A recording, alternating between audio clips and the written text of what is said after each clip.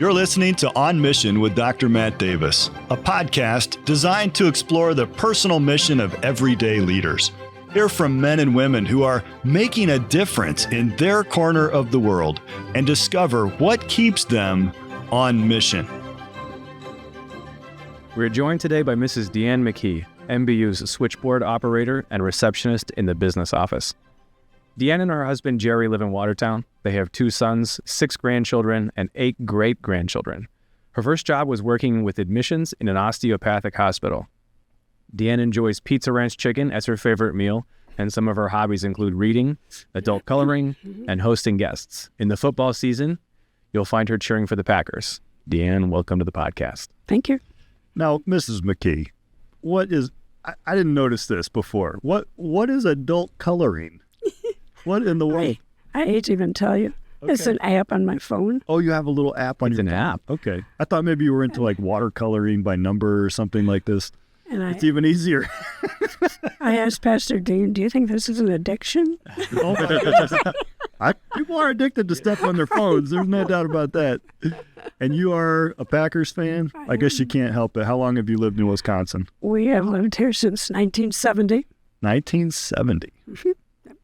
Wow. You've seen a few good seasons and a few not so good seasons. Yes, sir. 53 years in Wisconsin. Where did you live before that? We lived in Michigan. Okay. And I grew up in Michigan as an only child. Probably everybody tells me I was spoiled, which I'm sure I was. Yeah. And I went to high school, graduated, went to junior college for a couple of years for secretarial courses. Mm-hmm. And even then had shorthand, if you can believe it, from that was many years ago. Do you still know it? Do you think you could pull it back? No, I don't think I could. No, okay. Not like Louise Boudreaux. She can do it. Oh, she did. Oh, she did that well. Oh, she did it with Dr. Oh, okay. She did it good. Yes. That's a secret code these days. Yeah. No one would know what you were saying. Wow. And that's so cool. I met my husband and we were married and we had 2 boys. And about in our 5th year of marriage, he was killed in an automobile crash. Mm-hmm. And so I had the 2 boys. Mm. And I had been a stay-at-home mom all that time. Mm-hmm. And so then I decided maybe I should get a job. So I went to work at Sears in the catalog department, part-time. And Jerry had been in the Marine Corps, and he got out of the service. His parents moved to Michigan while he grew up in New Mexico, but his parents moved to Michigan while he was in the service. So he came back, ran out of money. He went to work at Sears in the not the catalog department, but the automotive department. He was a salesman in the automotive department. And so he was willing to date me with 2 boys. Wow. He said if I had girls, he probably wouldn't have, but... Yeah. That sounds like him. And so when we got married, one was 3 and one was 5. Wow. We were not married. We were not saved. And one day I went to the laundromat, and there was a gal there who had recently been saved. I didn't really understand everything she was telling me, but she was very enthusiastic about the Lord. Yeah, did. And the next week, she and another gal from the church came and visited us and invited us to church. And Jerry thought, we've got these 2 boys. We probably should take them to church. Yep. And it was a Baptist church, and the gospel was preached hard. Yeah. And so I think like maybe the 3rd week or so, we both went forward. The pastor's wife dealt with me, and a deacon dealt with him. And when we got done, I always remember people congratulating us. I mean, we hardly knew what had happened. We didn't know really what had taken place. But, sure. Sometimes it takes a lifetime to truly appreciate all the aspects of that. But in that moment, you and Jerry both got saved on the same day, right? Wow. And we had maybe 3 couples that really took us under their wing to help us. How old do you think you probably were at that point? Still, I think 26. I think I was at that time. Yeah. And then, lo and behold, Dr. Cedar came to our church and preached. Well, don't get too far into the story. Okay. We don't spoil everything right away here. Okay. I mean, this is kind of we'll fascinating. wait for that one. Well, there's a lot there that I'm sure shaped and molded you and your family. But just to catch, you have 2 sons from your first husband who was Yes. killed in a car accident. Correct. Just how many years into your marriage? 5. 5 years in. Beginning to 5. You were early 20s when it happened. I was 19 when I got married. Okay, so 24 maybe when you lost your husband. Mm-hmm. And your 2 sons have given you 6 grandkids and 8 great-grandchildren. Now, you said you were spoiled. Did you pass that along to the grandkids and now the great-grandkids? Is that part of your mission in life? I would like to think so. Yes, yes. All right. They are all a blessing for sure. Both of them went to Calvary to school. They went to the academy. They went to the college. Wow. And Peter, our oldest one, he married a Maranatha gal. And then Mark, he left here, went to teach in Muncie. He's been there ever since then, teaching in a Christian school. Wow. And his 3 kids all graduated from Maranatha. So Amen. I was in school with one of them. Yeah. A few of them have come through even while we've been here. That's pretty awesome legacy. And as we've discussed, you are a different kind of guest for us on the podcast because you have lived an incredible life of faithfulness. And I think this is a conversation that's going to help us understand that leadership is more than just the position or the office that you hold. And that leadership is more about how you live your life intentionally, trying to serve the Lord with the talents, abilities, and experiences that he gives you, and looking for opportunities to serve others.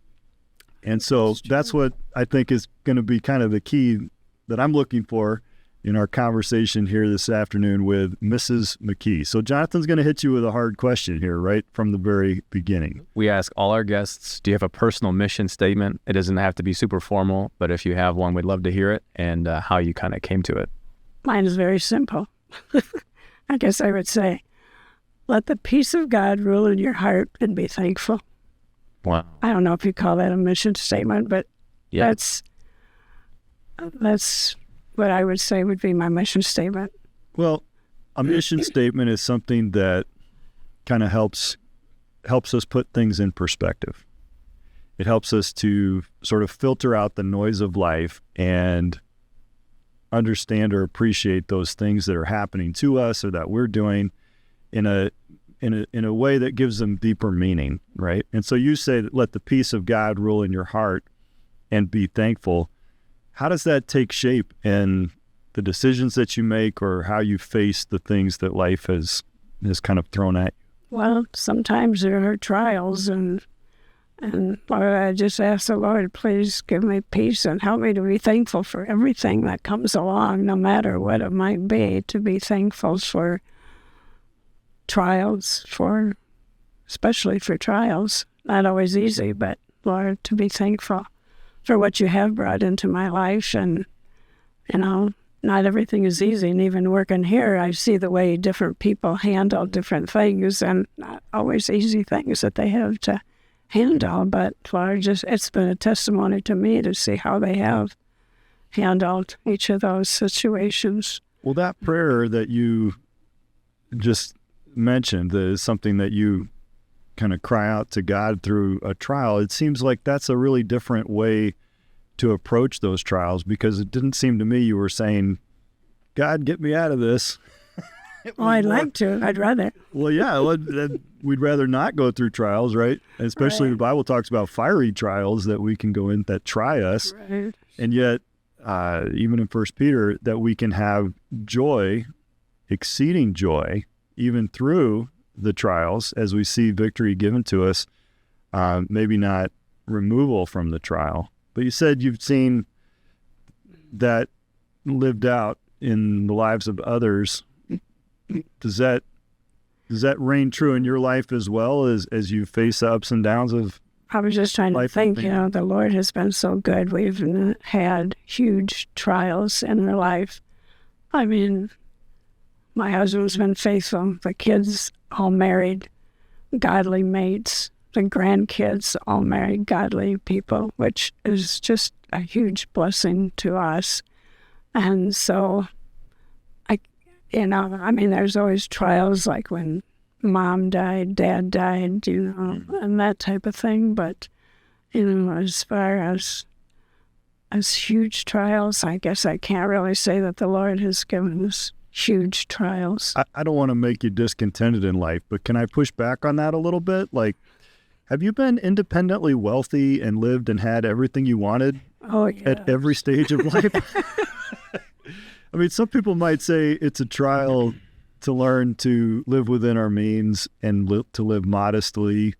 And I think I can fairly say that you have always represented a contentment and a peace with the circumstances and the things that God has given you, and sort of taught your family to do the same, right? I know when we first came here, I don't even know if I should tell you this, but Dr. Cedarholm said to Jerry, when he decided to hire him full-time, how much do you need to live, hon? And so Jerry kind of calculated out and told him, that's exactly what we got. Then we thought, maybe we should have raised that a little. We should have given him a bigger number. Raised that a little higher. Yeah. But then the way the Lord provided it was kind of interesting, because then he said, you know what, you can, this is after a period of time, you can have all your meals at Maranatha. So that was kind of how we got a raise. He let us These days, that's a big deal with food prices and all that, for sure. But it wasn't like the meals we have now, but, we could come and have every meal. And then pretty soon, he said, would you like to live on campus? You can live in one of the duplexes. So we lived in duplex 6. Did you really? Mm-hmm. Those have been here a lot longer than people realize. Mm-hmm. Yep. And I think it was the first time it was not a dorm. They kind of remodeled it a little bit. We lived up above. Yep. We had many Maranatha students live beneath us. Married couples. Yeah. Live beneath us. I think Joe Montgomery's parents. Is that Mark Montgomery? His parents, I think, lived there. Cool. And I think the others there, and the Victory Players. I can't remember their name right now, but yeah, lots of different ones. So it just seemed like the Lord just provided the things that we needed. And I know Jerry used to pray for a house. Lord, we would really like to have a house. And he used to watch different houses. We thought there'll never be a way we can afford a house. But Lord, finally, in 1981, when we were able to build a house, we lived in that until 5 years ago. So, awesome. Blessing. So the Lord has provided every need that we've had. The Lord has provided along the way. And Jerry is a Marine, right? Through and through. Yes. He is a man's man. I really look up to him and admire him, his keen sense of value and morality and ethics. And he is a straight shooter. We've served together in different roles over the years as deacons and just serving the Lord. He has been a picture of faithfulness. Would you agree with that? Yes. That's the man that I just think, Yes. And that's the Semper Fidelis. Always faithful. Yeah. That's the Marine motto. And he has carried that through in a way that just is a pattern of life and a reality for him. That's really been a challenge to me personally. And watching him as a younger man, you look for role models and people that you think, this is what I aspire to. And I hope someday my kids look at me the way I'm looking at him, and what a role model of consistent faithfulness, contentment, service that you have both been. What are some of the ways that you serve? We talk about leadership, and sometimes people think that, like you talk about Dr. Cedarholm, he was the leader. Everybody knew that. Right. But how have you pursued biblical leadership in the sense of from a service orientation, like the Lord Jesus talked about? It's service is how we lead. How has that been part of your family and your life? Well, I think we have looked for opportunities to be a help and a blessing to others, kind of if we see people in need. And and just inviting them to our home for meals and fellowship. And it's been a great encouragement to us and hopefully to those people. And like I say, Jerry's reached out to a lot of people having Bible studies with them. And from our new focus group, it seems like there's always a lot of people that need help and encouragement. And so what is, you mentioned new focus. Can you describe that a little bit? That is originally for people with addictions. Although Pastor Dean says we probably all have addictions of some sort or another. Depends on how you define that, I'm sure. Yes, right. But that's a ministry at your church. Yes, that is a ministry at the church. And our church. Yes. Yep. And so what's involved with that then? How did you get involved with it, and what do you do? It was kind of interesting because there was a couple who came to our church who had recently just actually been out of prison. And they said they were most tempted to do things on Friday night that didn't honor the Lord. They'd been saved in prison. And so they asked Pastor, was there something we could do on Friday nights where we could get together? He said, sure, yeah, we can do that. And so then he asked one of them, what should we call this group? Well, we need a new focus in our life, so let's call it New Focus. I like that. And good. So, some nights we started going, and some nights we have maybe 30 people. Some nights we have 20 people. Mm-hmm. You never know. But even recently, we've had several that have been coming that really want to get help and want to straighten out their Have lives. You been a part of that since pretty much the very beginning? Mm-hmm. We attended it, I think, ever since the beginning. Wow. And are you like a trained addictions counselor? No. Is that, so how do what we do is right? we break up after Pastor Dean speaks. We break up into small groups. Mm-hmm. The ladies, we have 2 ladies small groups, 1 men small group, and we just discuss what Pastor Dean has been talking about. And so sometimes Mrs. Kurtz lead it, sometimes other people lead them, and basically it's just an open discussion. How can we pray for you? How can we help you through the trials that you're going through? So what I'm just trying to visualize here and help me understand. What do you do? Like, you're in that little group and Mrs. Kurtz is trying to moderate that and you're there supporting, right? Or tell me what your role is. Well, I guess just to add whatever I can. And even the struggles I'm going through, he talks about different things. And what about this? There's a lot of things I have regrets about, things, maybe the way we raised our kids. We were really hard on our kids, Well, you married a Marine. I think you're very right about that. Yes, and we have a lot of regrets about the way we raised them. Don't be too hard on yourself. The outcomes were pretty good, okay? Well, so one of them said, is that because the way we turned out was so bad? I said, well. Of course not. Yeah, all right. So you're there, you're encouraging and you're supporting and you're being transparent and open and honest about that. What are some of the results that you've seen over the years in New Focus? Yeah, we have seen some encouraging things that happen. Now, a lot of them fall back.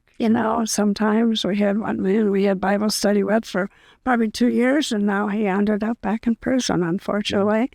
But, it's hard to escape those. Right. Yes, right. So I guess basically we just try to encourage each one of them. Does it discourage you from being involved and you would just want to quit and give up on it because some of the people, it doesn't stick with it, or maybe they it can be discouraging sometimes. It can be, honestly. Because you're opening up your heart. Yes. This isn't... You want to see them follow through and do right, but, sometimes it is. But yet you're still going. We keep going. Yeah. We keep going. Yeah. That's an interesting ministry because it's the kind of opposite of what maybe somebody would look at you and say, well, here's a nice grandma, great grandma. You seem like a pretty clean-cut type of a person, and yet you say, well, every Friday night I go to New Focus and I participate and I try to be a help and I try to be just have a ministry. Instead of sitting in your rocking chair and knitting sweaters on Friday night, you have been leaving home and going and meeting with some, I mean, let's be honest, pretty rough and tumble crowd sometimes. Sometimes it is. I agree. We even had a fist fight once. I wonder if you even recognize the leadership that you are exhibiting with that. Do you know what I mean? And so I was thinking the same thing. There's something to be said, and I have family members who would fit the bill for people who have come and gone from those kinds of addictions. And one of the biggest things that those people need is normalcy from someone who cares. And I think that's the big thing. It's the big thing. So your leadership there is just being faithful and being consistent. And sometimes those of us who are in the family spot with those members of our family who are struggling, we need that support. So if you're there, boy, that's huge. You know, my family's not here in Watertown to benefit from it, but I can speak even from personal experience. That's huge in leadership. And sometimes, like we said before, leadership isn't holding a position that you've been voted into or that you've been assigned. Sometimes it's just showing up and having a voice, and the transparency of you saying, hey, these are the things that I'm struggling with. That is really helpful for those who are struggling with struggles that are big in their life. That's a very important role of leadership that sometimes we miss, in our conversations. And the long-term faithfulness. Mm-hmm. We recently had a young man come back to our church that used to ride the bus as a little kid. And I saw him looking at me with the puzzled look. And he said, are you that guy that used to be like the rally time guy? It's, on Wednesday nights. And I'm like, and I don't even think he said rally time. It was just that guy, that stood up and talked for a while, whatever. He said, yeah. I said, yeah. And he said, do you remember me? And I said, yes. And, it took a minute. Obviously, people changed quite a lot between, the second grade and being in their 20s.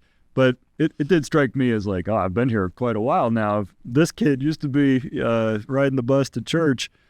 But he said, I can't believe you're still here. I ran into a gal downtown that was, serving us at the table. She was a waitress at the restaurant.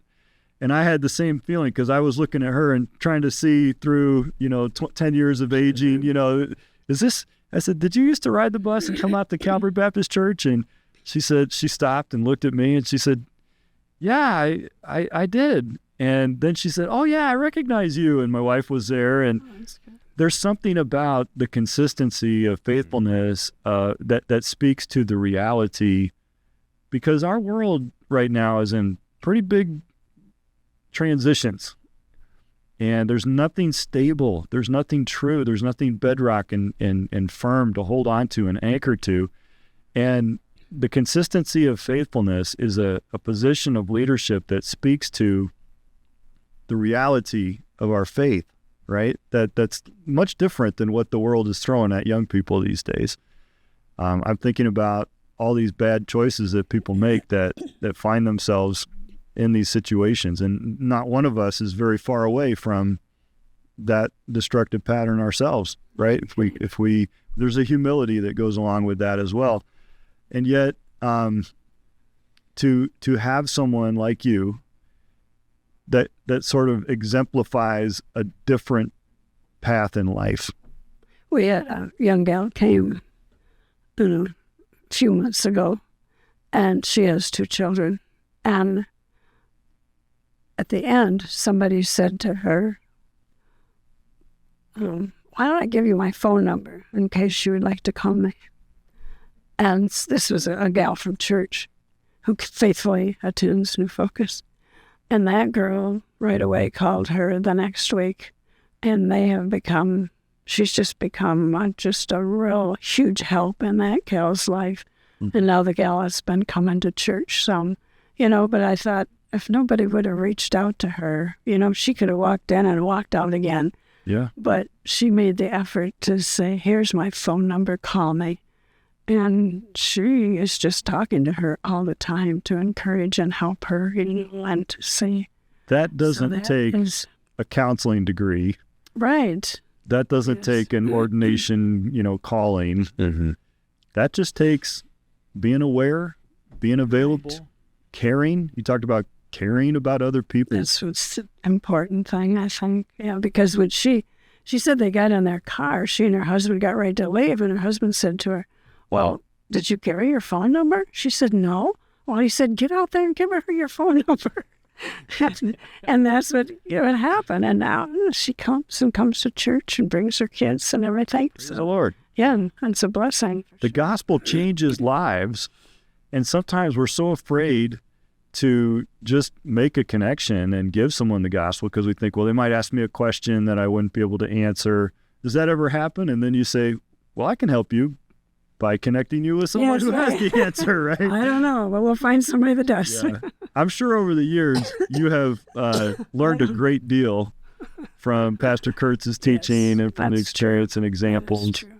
So sometimes it's just rolling up your sleeves and saying, well, I don't know anything right now, but if I maybe start being faithful and participate, Lord will teach me some things along the way. My husband will know. Yeah. Well, to Jerry, he'll know. Jerry always knows. Yeah. Even if Jerry doesn't know, he'll know. He'll figure it out. He'll figure it out. So what do you do at Maranatha? Well, I guess the I know the answer to this the question. basic job was to answer the telephone.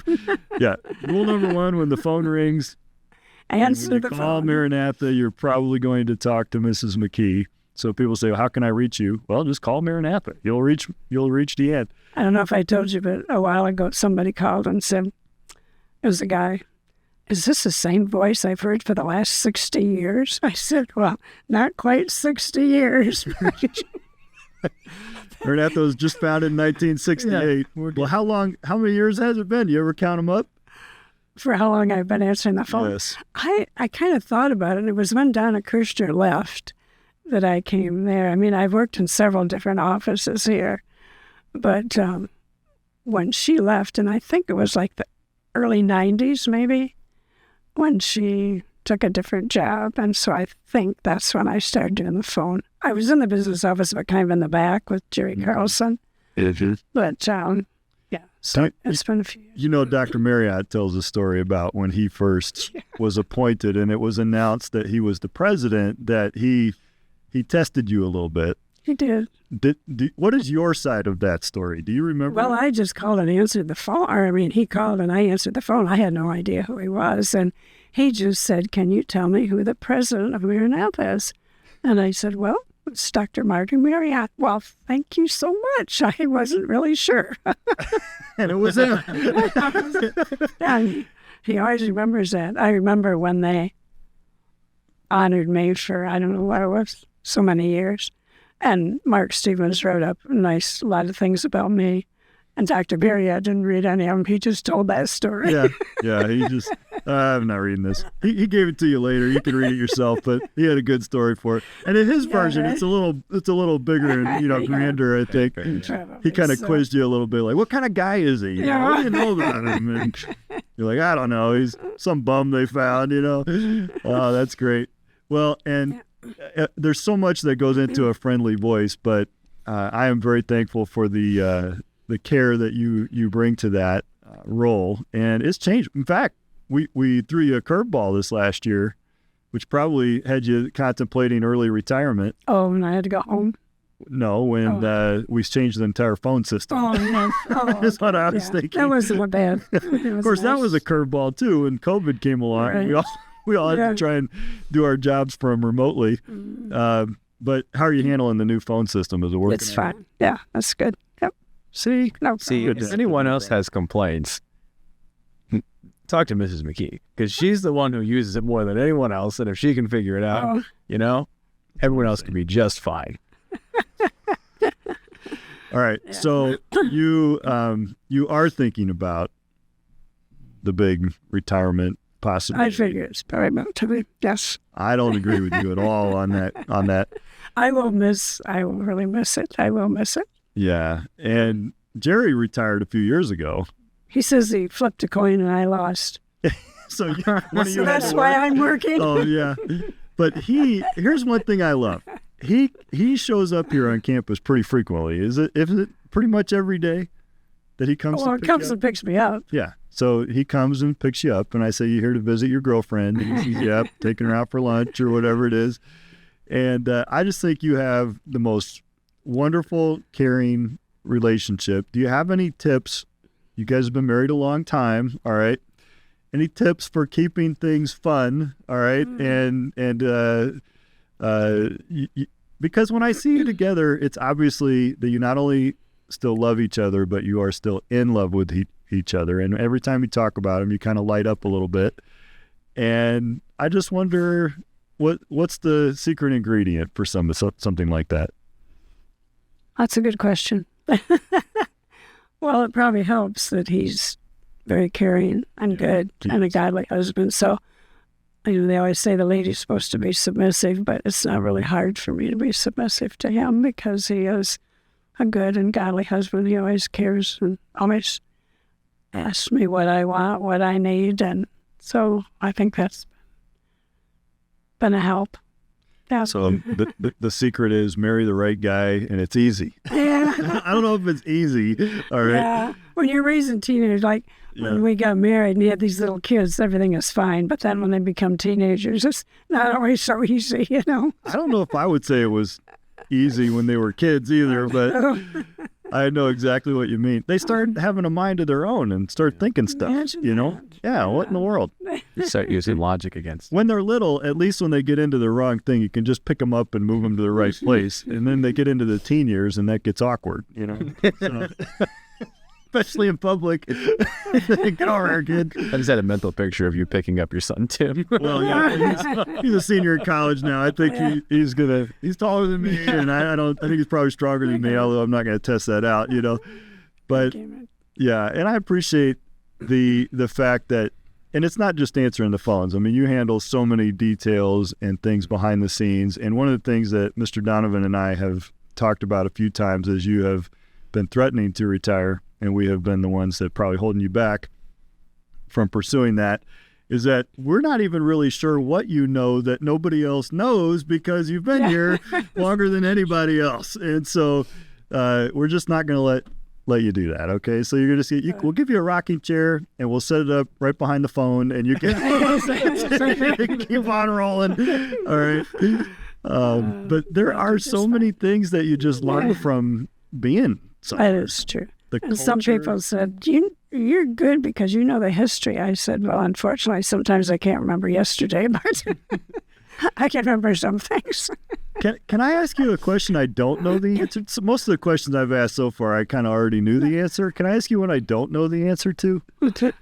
You have been here a long time. You have seen a lot of generations of leadership here come and go. You've seen the college grow into a university. You've been here for those transitions with many different generations of students that have come through, faculty and staff and coworkers. So you've seen a lot of the history of the college through all of those transitions. And you know Maranatha pretty well, I would guess, at least from the inner workings and so forth. How would you describe Maranatha Baptist University to somebody that never heard of it? That's a tough question. That is a tough one, But how would you describe it, please? Well, I guess I would say they're interested in bringing up leaders to serve the Lord, to go out and to serve the Lord. That's their most important mission, and it's a great mission. Mm-hmm. And bring your kids, send your kids to Maranatha. Would you recommend it? I would. Oh, good. All right. Well, that's good. I didn't know the answer. All right. I would hope. With my kids and grandkids graduating from here. You better, sure. Right? That's right. Fantastic. And you guys have sacrificed and served and been so faithful for so many years. And that is an example of something that is so rare. Mm. It's so rare. You realize, young people today will have 7 or 8 different careers for almost 20 different employers, right? And you have been here for all these years at one place, even though we took you off the meal plan, evidently, at some point. You want to go back on? You and Jerry back on the meal plan? I'd weigh 300 pounds. We can arrange that, I think I think that'd be a fantastic thing, because I have a feeling if you and Jerry were in the dining room every day for every meal, you'd be surrounded by students, and they'd all be getting advice. And this has been a tremendous opportunity for us to hear your story and to see the ups and downs, and yet the faithfulness and the humility of submitting to God's will and his provision, and then the joy of seeing him come through and provide through all those things. Any regrets about that, Joyce? I have no regrets. Amen. Very thankful. Amen. Thank you so much for joining us. Yep. Thank you for listening to On Mission, a podcast produced by Maranatha Baptist University. If you're like me, the parent of a teenager right now, it seems the world has gone mad. Anti-God ideologies and liberal political philosophies dominate higher education. You're probably asking yourself, is there a college I can trust to build on my family's values in a biblical worldview? Thankfully, there is such a place. Maranatha Baptist University in Watertown, Wisconsin is dedicated to training young people to serve the Lord. MBU provides a safe environment to study, practice, and grow their faith, and develop lifelong relationships with Christian young people that share their biblical values. And you don't have to compromise one bit on the academic quality of your education to receive it from a Christian worldview. Find out more at mbu.edu. For information about our podcast guests and to listen to all the previous episodes, visit mbu.edu/podcast. Join us again next week as we examine what keeps leaders on mission.